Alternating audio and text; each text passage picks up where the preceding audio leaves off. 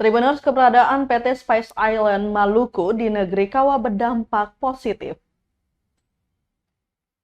Kepala Persekutuan Teritorial Genealogis atau SOA Norway, Anwar Latumakulita, memastikan keberadaan PT Spice Island Maluku atau SIM turut memberi dampak positif bagi generasi muda di negeri Kawa.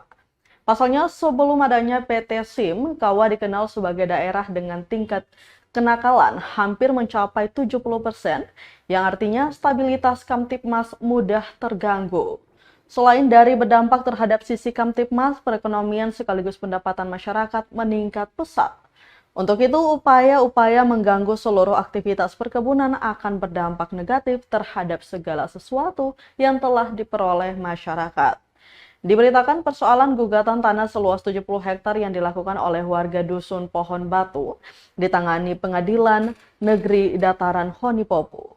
Diketahui sampai kini permintaan bukti penyerahan kepemilikan tanah dari SOA Norway dan Eli terhadap warga Dusun Pohon Batu belum diberikan.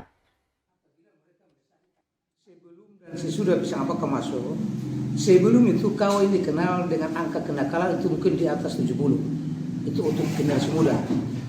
Dan perkembangan ekonomi juga itu rata-rata pendapatan per kapita itu masyarakat itu di bawah minim.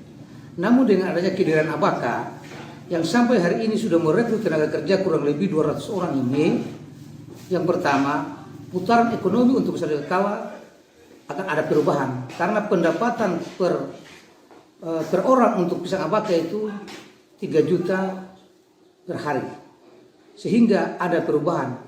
Bahkan perubahan yang sangat besar itu tentang angka kriminal negeri Kawa, yang selama ini dikenal di Kabupaten Kawa adalah negeri mungkin sering-sering berkelahi. Dengan ada pisang Abaka, hal semacam itu dengan sendirinya hilang. Itu yang sisi baiknya. Dan kami dari selaku tokoh masyarakat negeri Kawa sangat mengucapkan terima kasih dengan kehadiran pisang Abaka di negeri Kawa.